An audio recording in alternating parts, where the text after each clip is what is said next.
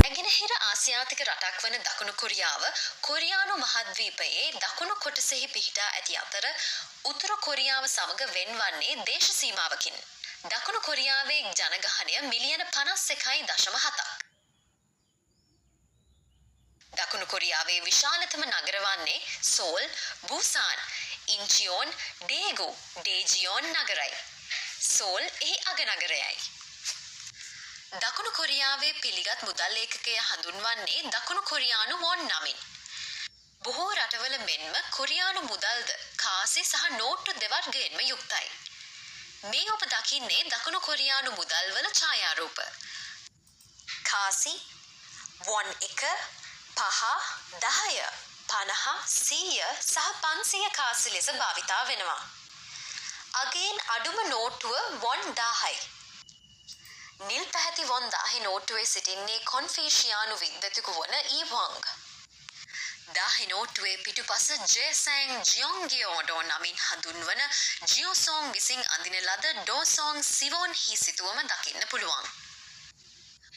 වොන් 2000ක වටිනාකමකින් යුත් මේ සමරු බැංකු නෝට්ටුව නිකුත් කර තිබෙන්නේ 2018 දී දකුණු කොරියාවේ පියොන්ග්චෑන්ග්හි පැවැත් වූ ශීත ඍතු ඔලිම්පික් උළෙල සිහිවීමටයි.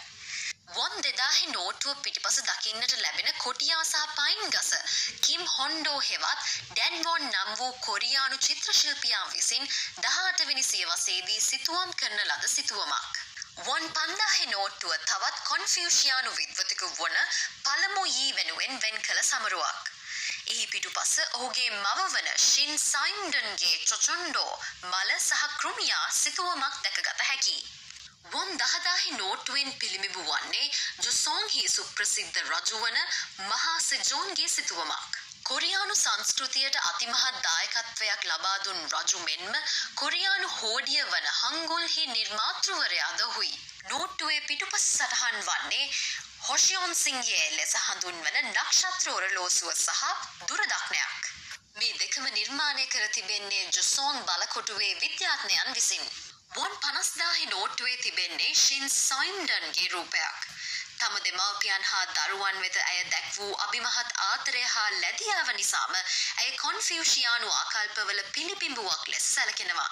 දක්ෂ බුද්ධිමත් අයෙකු වූ ඇගේ කවි හා චිත්‍ර සුප්‍රසිද්ධයි.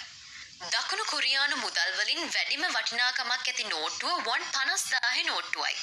හුවමාරු වටිනාකම 2021 වන විට ඇමරිකානු ඩොලරයක වොන් වටිනාකම වොන් 1200ක් වූ අතර යූරෝ එකක වොන් වටිනාකම වොන් 1360ක් වුණා. ශ්‍රී ලංකා රුපියලක වොන් වටිනාකම ආසන්න වශයෙන් වොන් 6ක් පමණ වනවා.